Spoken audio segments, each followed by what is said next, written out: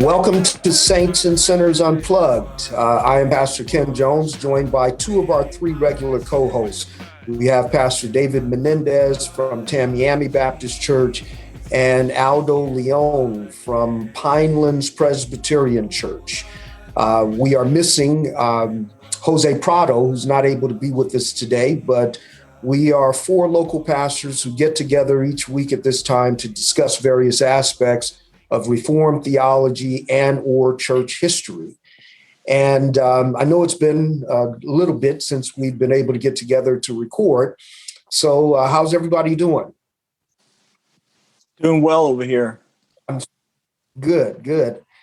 Aldo, how's the transition into the PCA fully in this sort of a different setting, because you've merged a church plant with an existing church. So how's that work going? Well, let me just say that it's going well. But if I would say something else, I would say that you would be surprised as to how oftentimes Reformed theology is assumed by churches that have been in our denomination for a long time. And I think when someone like myself comes into the Reformed tradition freshly, there is like a clarity of the tradition that is oftentimes can be missed or assumed by those who've been there. So I feel like in some sense, a lot of my time has been as a newly Reformed person, helping people that have been a part of a PCA church for sometimes 40, 50 years understand what our tradition's about. So it's kind of interesting dynamic, but good. No, that is interesting. I remember years ago on the White Horse Inn, there were two things that come to mind in terms of what you're talking about. Number one, as we would have our discussions on various aspects of Reformed theology, and some of it would be new to a lot of people. And so they would leave their evangelical churches or non-Reformed churches and then try to, and then go to a church that was historically Reformed. And then they were surprised that what they were hearing us discuss and assumed as being, the cardinal issues of Reformed theology and the distinguishing mark, that they didn't see any difference between what they were getting in their evangelical non-Reformed churches with what they were getting in the Reformed churches that they were visiting. And the other thing is something else that we had talked about over the years, and that is the problem. In fact, that's probably what fueled our discussion in this area. We talked about assuming the gospel because we have, it's contained in our confessions of faith, and because we've made a robust profession of that faith, that we don't need to revisit it over and over and over again. And so we assume that we know it because we know the phrases, we know the terms, and we don't really flesh it out. So I hear you. Yeah. It's funny how. All right. Go ahead. No, go ahead. No, it's just funny how I've been talking about covenant theology, and a lot of people have been saying like, we've never really had those conversations. And I'm like, isn't covenant theology like the architectonic, like principle of principles for? Yeah. So, yeah. It's, Yeah, no, that's a very helpful insight, because a lot of times, especially like you said, those of us who did not grow up in the Reformed tradition, we're discovering these things over a course of years, really for the first time, and we're fleshing them out. And so then you go into circles where these things are discussed or are really at the formative level of the churches. And you see that the things that we're excited about have been kind of pushed over in the corner, and something else has defined the life of that church. And that's really sad. In any event, gentlemen, what we want to discuss today is a doctrine that is probably unfamiliar and not in a bad way in terms of the term itself, but in terms of the content of it, it should be fully understood by most Christians, but it's usually a term we're not familiar with, and that is the Aseity of God. And the reason we want to talk about this, and we're going to unpack what that means and what it doesn't mean, but the reason we want to talk about it is because we want to use this as really a launching pad to get into the attributes of God, and more specifically, the communicable attributes of God. But before we launch into a discussion on the attributes, let's talk about aseity. What is meant by the aseity of God? David, help us out here. Yeah, well, I think it's a Latin term that simply means of self or by himself, that God is the self-sufficient being, that he does not possess attributes in the way that creatures do, but that he is identical in his essence with his attributes. He is of himself, with himself, and by himself. It's fully sufficient, fully self-contained, fully self-existing, and self-realized, absolute in all his being and essence. So he is of himself. He needs nothing, no one. He is the sum of his attributes. So a lot to unpack there, but basically, He doesn't need anyone. He is fully self-sufficient, that he independent. Is not only self-sufficient, but that he exists in and of himself. Yeah. In other words, there is no external cause to his existence. He is not dependent upon anything outside of himself for his existence or his happiness, so to speak. I think Paul refers to him as the blessed God, and he is blessed in and of himself. So he doesn't need his creation for his satisfaction or his existence. Yeah. That's a good definition. As opposed to the creature, right? We're always caused. We're always being affected, acted upon, and moving from potentiality and capacities to some sort of growth and transformation and finality. Not so with God. Yeah, and so whether it's the creature or just all of creation itself, there is nothing outside other than God it's the source of its own existence. Everything else has a cause. God is his own self-contained cause. So whether it's the material world, matter doesn't just exist in and of itself, it has a source. Humans, we don't exist in and of ourselves, we have a source. But God is the uncaused cause. His existence is in and of himself, and therefore he is not only not dependent on anything in the created order, he is also other than everything else that's created. Yeah. And so he's transcendent. And so that's the ultimate transcendence of God. That's where we get these statements in the scriptures that, who can you liken me to? What am I like? And so, that's, so we begin with the aseity of God, understanding that he is not only independent of what's created, but also whatever we know of God necessitates his self-disclosure. If God is other than us, if God is completely self-contained, the only thing that we can know about him is what he himself discloses. Would you agree with that? Absolutely. He has to decree and will to come to create and to bring his work into being, right? to reveal himself in them. And that revelation, even though it is truly and a real revelation of himself, the way the theologians have spoken about it is analogous, is an analogy. It's sort of like an egg type communication outside of the God that in his essence and being, we can never attain and plumb those depths and comprehend that in a direct manner. So he must self-disclose. He must speak his word. He must act in creation. Let's pause there. Let's pause there for a moment and talk not about in his necessity. self-disclosure. Yeah, right.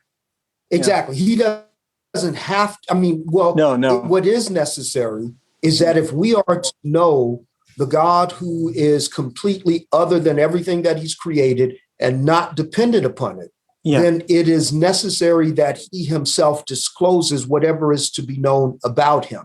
And so we would say that, and historically in systematic theologies, we say that God reveals himself or discloses of himself through two means: natural revelation and special revelation, which is to say that what we can know about the self-contained God is revealed in his works of creation and also in special revelation or in his word. Paul kind of hints at that in Romans when he says, what can be known of God is known through his creation. And that's not the totality of what can be known. So let's talk about those two spheres of revelation before we, as a segue, into a discussion of the specific attributes of God. So let's talk about the two arenas or the two theaters of self-disclosure: nature and scripture. I say that I mean, there's a lot of ways you could say it, but God's self-existence would be revealed when it comes to God as Christ as mediator through scriptures, and he would disclose himself as God the creator through general revelation. I mean, that's like a very broad way to say it. Yeah. But his mediation to his covenant people is through the canonical scriptures, or the canon, which is scripture, and the way he's revealed as creator, as God, would be through common notions and general revelation. That's just a very broad way to say it. Well, and in natural revelation, if we, because you mentioned redemption, so let's begin at creation. So therefore, Adam, in his created state, has everything he needs to know about God from creation and through direct, through his personal relationship. So there is a right knowledge of God based on those two things: personal relationship and through creation. So remember, when Adam is created, the world already exists. And so God communicates with him or to him directly. And so there is a proper knowledge of God. And so we can say, not by virtue of corruption, but by virtue of creation. I think this is part of the point that Paul is making in Romans 1. So remember, when Adam is created, the world already. And so God communicates a little feedback to him. So therefore, what Paul says in Romans 1 and what David says in Psalms 19 is true, that the heavens do declare the glory of God, and the firmament shows forth his handiwork. What Paul says, that what can be known about the invisible God is made known through creation. So if there is no sin, if there is no corruption, there is enough in creation to render all humanity without excuse from honoring and glorifying God. Would you agree with that? Yeah, definitely. I think also in that passage in Romans, somehow the fallenness of men and the suppression of truth is also dealt with. So there's some sort of a distinction. Yes, but yeah. again, that's by virtue of corruption. So we're just looking at the theater of God's self-disclosure, even without corruption. Ken, that even in that original covenant, there was not only natural revelation, but also special revelation in terms of the word, the covenant that God gives them, the terms, that God speaks to Adam. So there's still there a sense in which there's some special. Absolutely. Okay. I guess. Well, I mean, that would. If that's the case, then we couldn't purely say that the revelation from Scripture is particular to Christ's mediation, because there is no mediation before the fall. So I guess we would have to broaden special revelation then.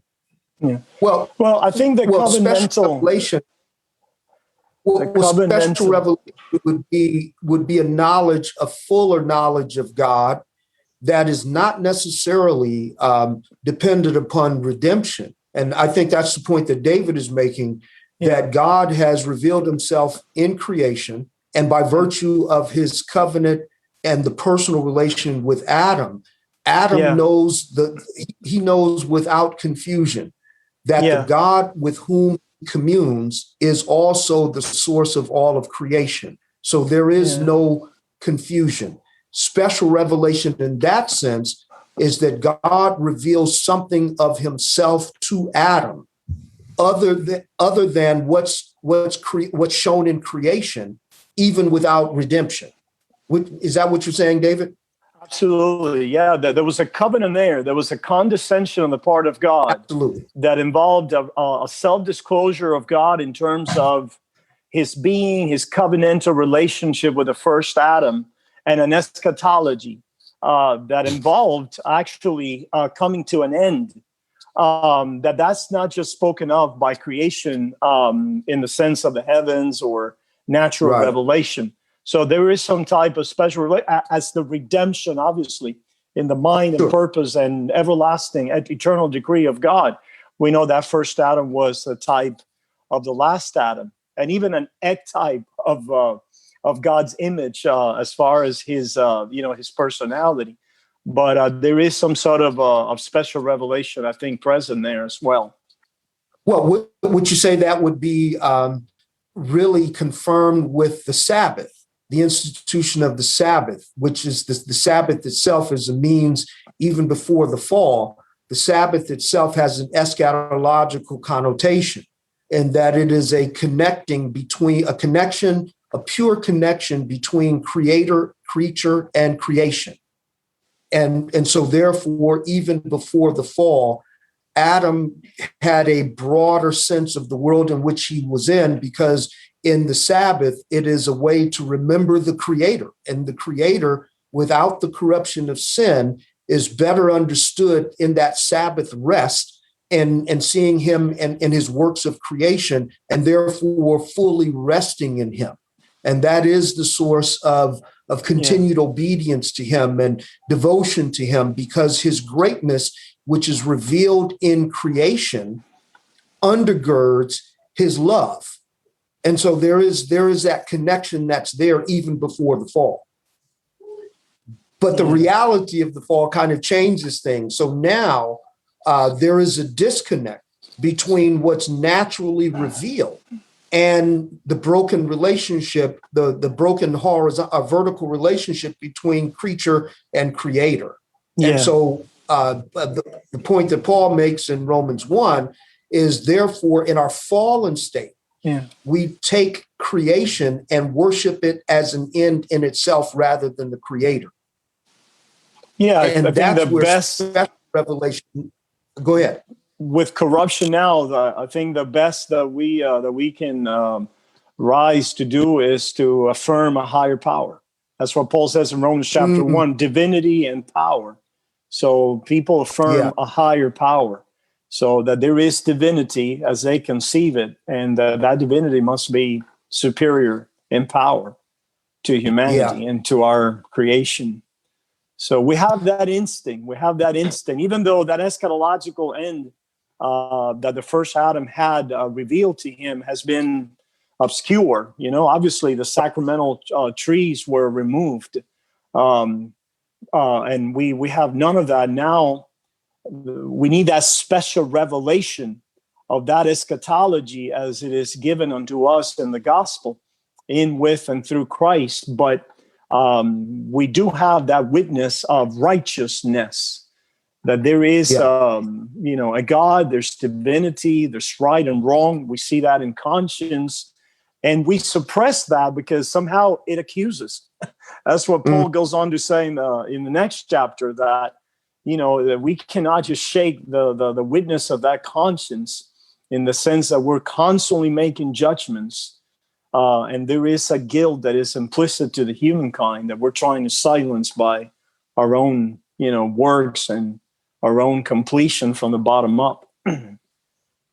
So would it be safe to say then that because of the fall and because of corruption, what we should know about God from what should be a personal relationship as Adam had, and what we should know about God by virtue of what he has created, we have lost the ability to really know God as the creator, as that he is.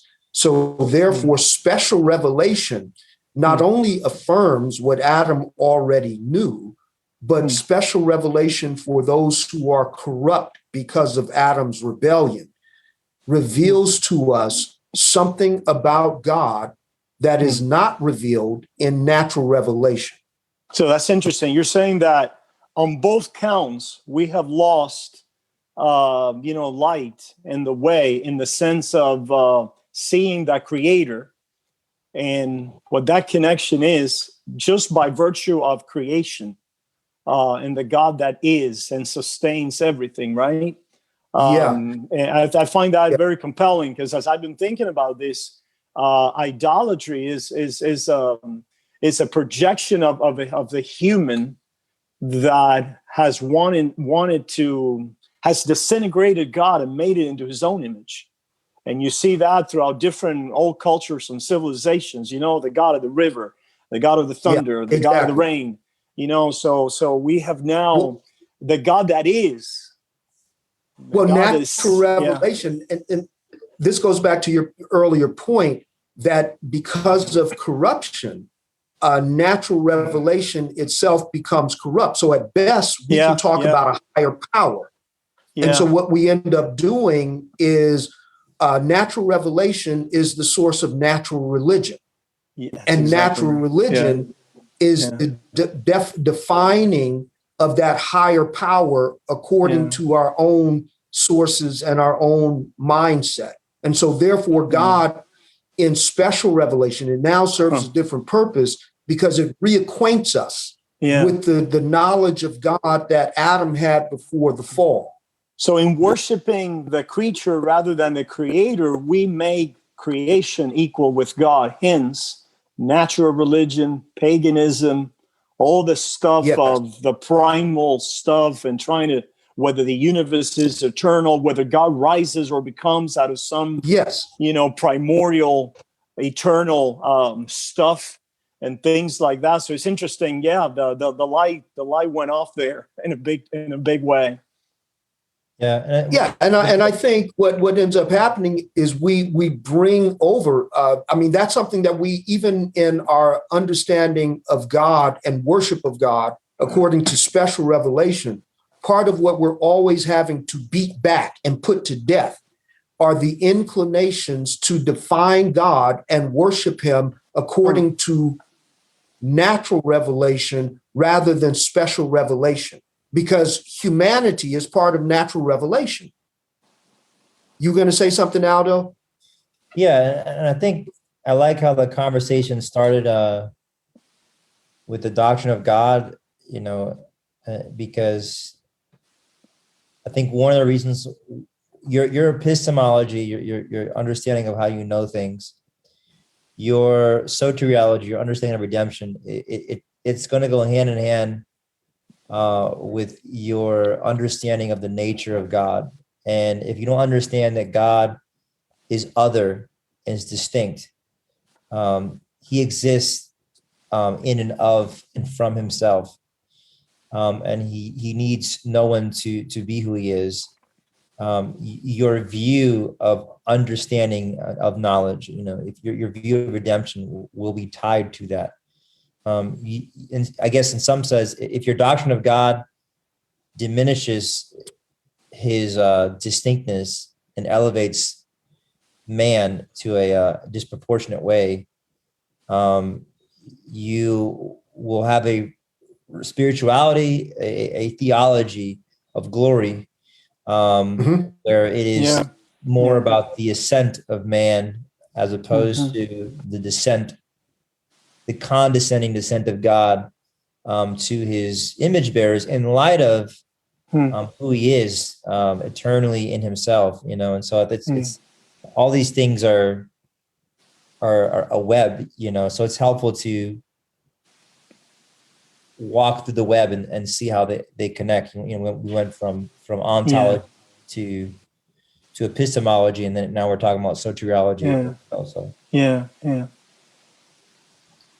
Yeah, so therefore, with special revelation, what God does is he discloses what we can know about him, not only through creation, but also through, in the case with Adam, direct communication.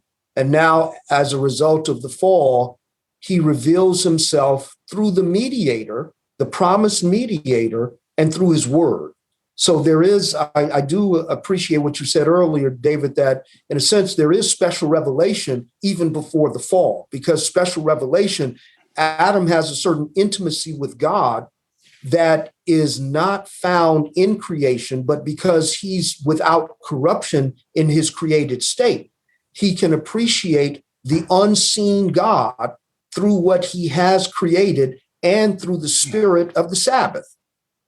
But in our fallen state, God doesn't cease to exist, and he doesn't cease to be who he is. We simply can't fully comprehend him as he is. Yeah, and the fact also, I'm thinking, I keep thinking back to the tree of life, that in that tree there was a communication that the giver, the giver and the gift, they're inseparable.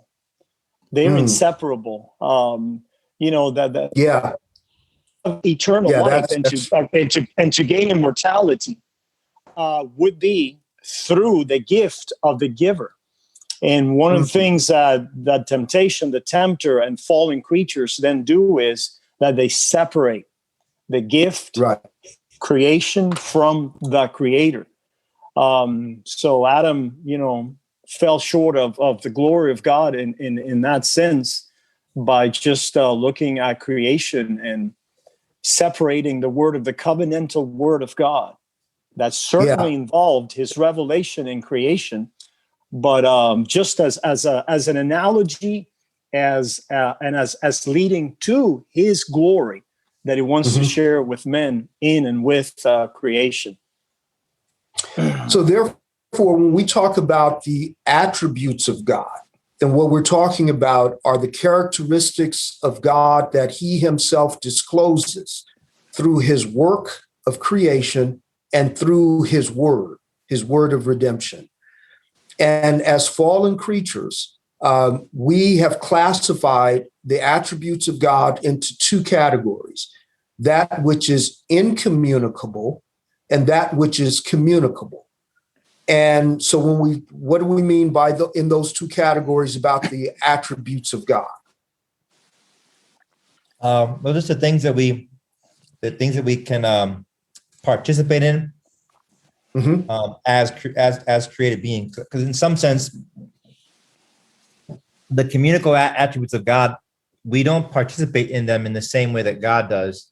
We always participate in them as created beings. He always participates in them as uncreated and uncaused. But so in some sense, even the communicable attributes are never communicated in a way that reflects a exactly how they're experienced by the Creator. But incommunicable would be the attributes of God that we have no participation in any sense of the term. Okay. We don't. Yeah. So when we talk about, we don't share in them. right. So when we talk about the unshared or the incommunicable attributes of God, what would be on that list?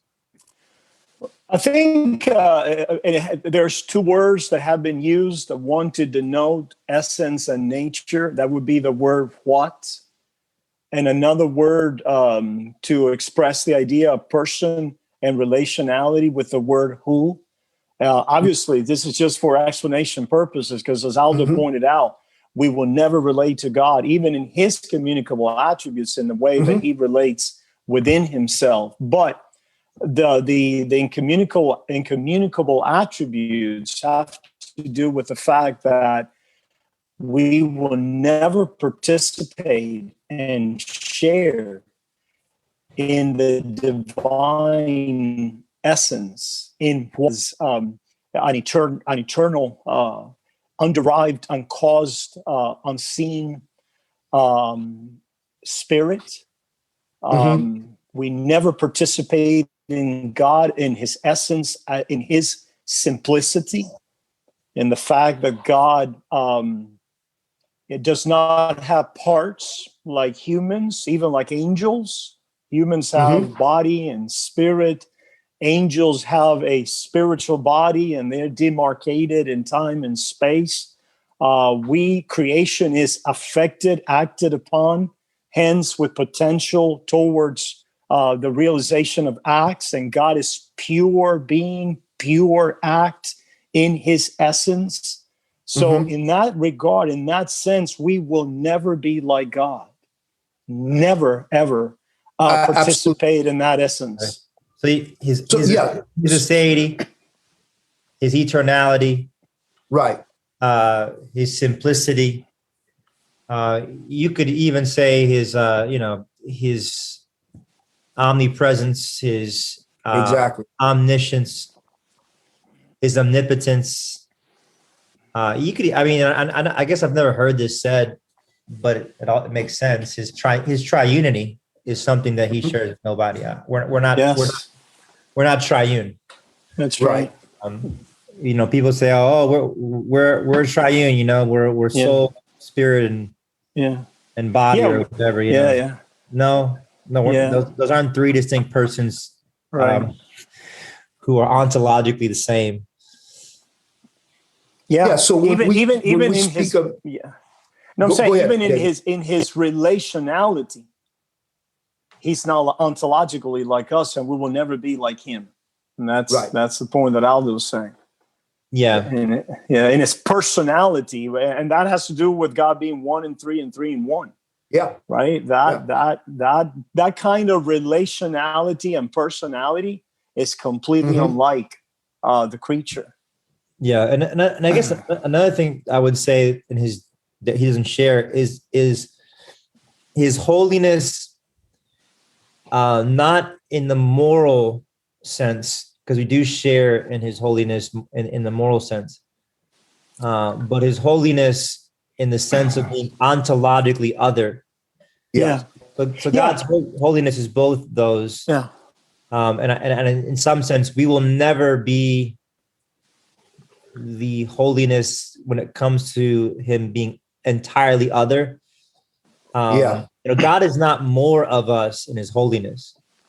Right. We're not lesser, the ultimate chain of the bottom of the pyramid of divinity. And that was what the Gnostics, right? Yeah. Which is tricky because I think people can think of us being made in his image. Yep.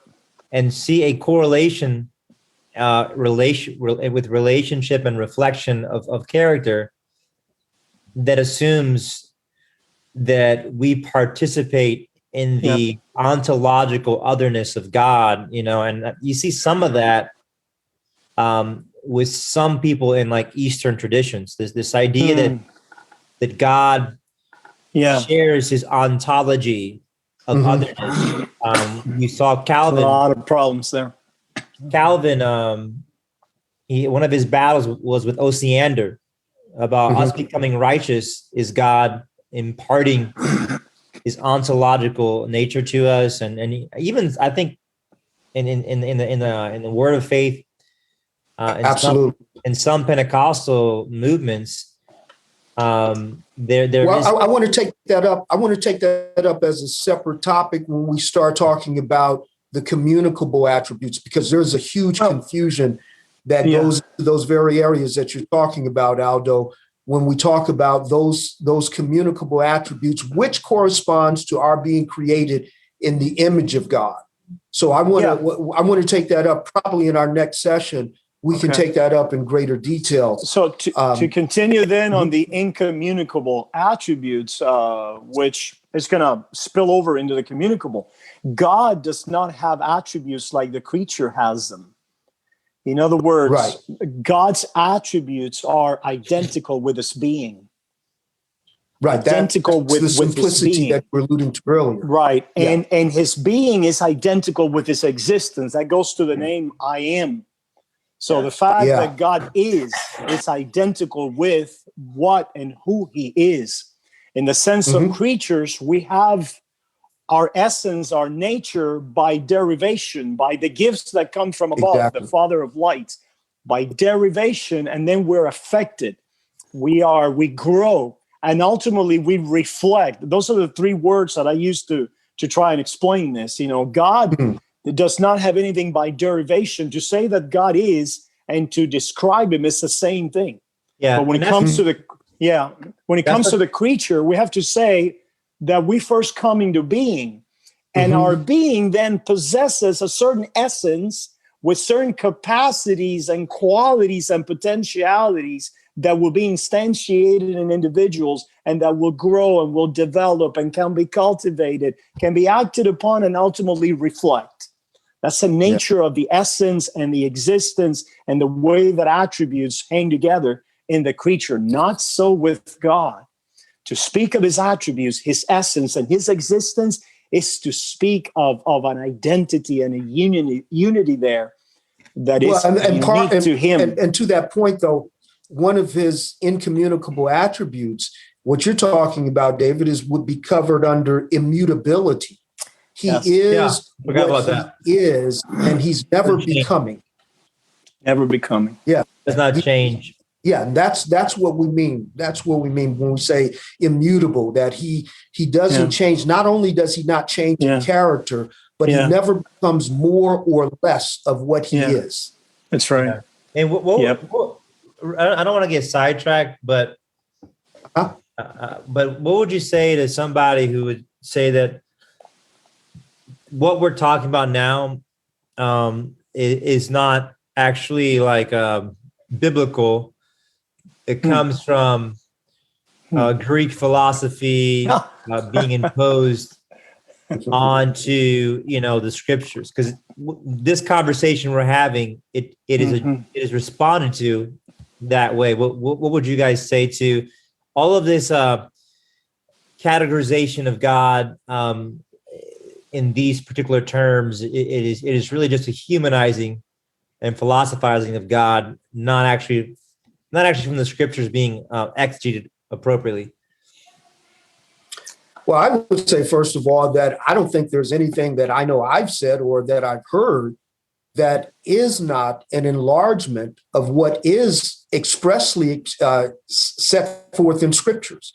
That's right. And God says that he's not like us, his thoughts are not our thoughts. Yeah. And so I think it is contained in various places of scripture. And then we can go back later when we talk about the image, what it means to be in the image of God. By virtue of our reason, we can reason from what he has said about himself and what he has revealed of what he is not. And so that sets the parameters right there, that logically, if he is eternal, then that means he is the source of his own being. Yeah. I guess it's the failure to grasp or receive special revelation in the pagans that that they are struggling with these issues, though. The fact that we're created in God's image and we have a kind of a natural revelation, because that was the stuff that the ancient Greeks were trying. That was a conundrum that they were trying to solve. What is the ultimate nature of reality?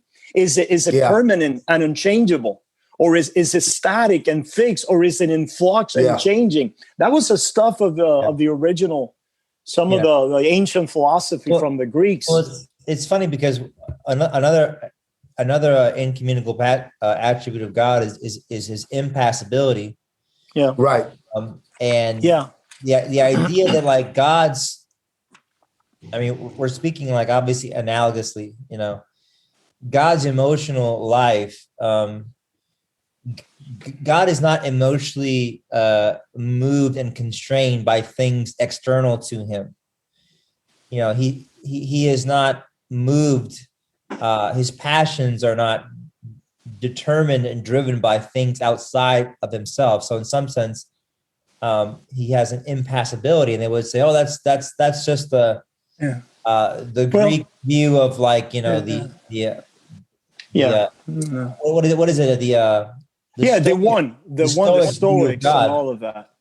And I would say God's emotional life is truly responsive to reality. So when it says God is angry and God is delighted, he has a real emotional life. But to say he has an impassibility is to say that all of his passions are entirely from the freedom that comes from being himself, and they are never because of he's not changing. He's not changing. He's not becoming neither from without nor from within.